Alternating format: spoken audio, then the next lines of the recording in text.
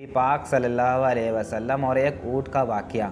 हज़रत तमीम दारी रज़ी अल्लाह अन्हु फरमाते हैं कि हम एक बार हुज़ूर सल्लल्लाहु अलैहि वसल्लम के बारगाह अक़दस में हाज़िर थे कि एक ऊँट भागता हुआ आया और सल्लल्लाहु अलैहि वसल्लम के सरे अनवर के पास आकर खड़ा हो गया, जैसे कान में कोई बात कह रहा हो। आप सल्लल्लाहु अलैहि वसल्लम ने फरमाया कि ए ऊँट पर सुकून जा, अगर तू सच्चा है तो तेरा रब तुझे फ़ायदा देगा, अगर तू झूठा है तो तुझे उस झूठ की सज़ा मिलेगी जो हमारे पनाह हमें आ जाता है। अल्लाह ताला भी उसे आमान देता है और हमारे दामन में बना लेने वाला कभी नामुराद नहीं होता। हमने अर्ज़ किया रसूलुल्लाह सल्लल्लाहु अलैहि वसल्लम, ये ऊँट क्या कहता है? आप सल्लल्लाहु अलैहि वसल्लम ने फरमाया, ऊँट के मालिकों ने इसे ज़बह करके इसे खा लेने का इरादा कर लिया था, तो ये उनके पास से भाग आया है। तुम्हारे नबी सल्लल्लाहु अलैहि वसल्लम से मदद मांगी है।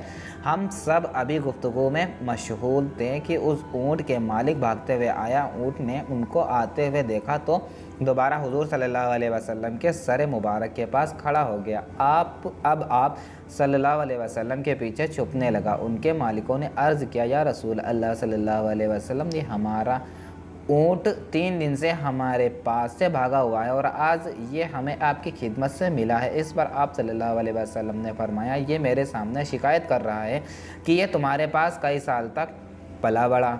जब मौसम में गर्मा आता तो तुम घास और चारे वाले इलाके में इस पर सवार होकर जाते और जब मौसम में शर्मा आता तो तुम इसी पर बैठकर गर्म इलाकों की तरफ जाते। अब जबकि इस खस्ताल की उम्र में पहुंच गया तो तुम इसे ज़बह करके इसका गोश्त खा लेने का इरादा कर लिया। उन्होंने अर्ज़ किया, खुदा की कसम या रसूलुल्लाह सल्लल्लाहु अलैहि वसल्लम, ये बात बिल्कुल इसी तरह है जिस तरह आपने फरमाया। इस पर हुजूर सल्लल्लाहु अलैहि वसल्लम ने फरमाया, एक अच्छे खिदमत गुजारकार की उसके मालिक की तरफ से क्या यही सज़ा होती है? तो वो अर्ज़ गुज़ार हुए, ये रसूलुल्लाह सल्लल्लाहु अलैहि वसल्लम, अब हम ना इसे बेचेंगे और ना ही इसे ज़बह करेंगे। उसके बाद आप सल्लल्लाहु अलैहि वसल्लम ने उस ऊँट को कुछ दरहम में ख़रीद लिया और फरमाया कि ए ऊँट, जा तू अल्लाह ताला की रज़ा की खातिर तू आज़ाद है।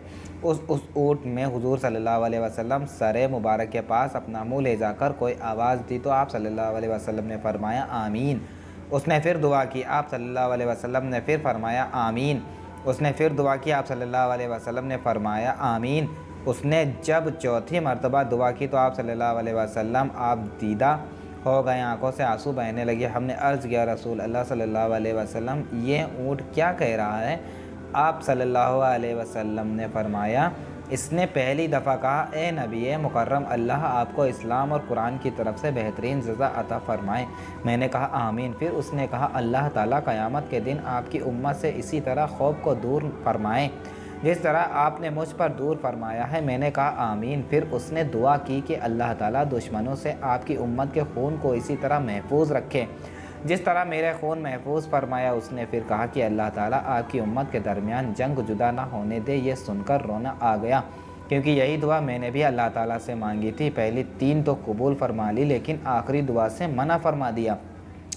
जब जिब्राईल अलैहिस्सलाम ने अल्लाह ताला की तरफ से मुझे ख़बर दी कि मेरे ये उम्मत आपस में जंग करके फ़ना होंगे, जो कुछ होने वाला है कलम उसे लिख चुका है।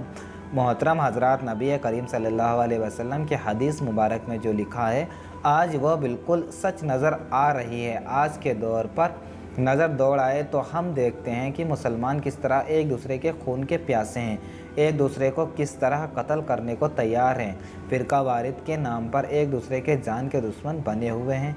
जितना नुकसान मुसलमान का किया है, उतना शायद काफिरों ने मुसलमान का नहीं किया। हमें चाहिए कि हम अल्लाह ताला की रस्सी को मजबूत से थाम लें, फ़िरका वारिद को ख़त्म करें, एक उम्मत बन जाएं और आपस में नफ़रतों को ख़त्म कर दें। मुसलमान का भाई है, आपस में प्यार और मोहब्बत से रहें। अल्लाह ताला हम सबको समझने और नेक बनने की तौफ़ीक अता फ़रमाए, आमीन। ऐसे ही सच्चे किस्से सुनने के लिए हमारे चैनल को सब्सक्राइब करें और वीडियो को ज़्यादा से ज़्यादा शेयर करें।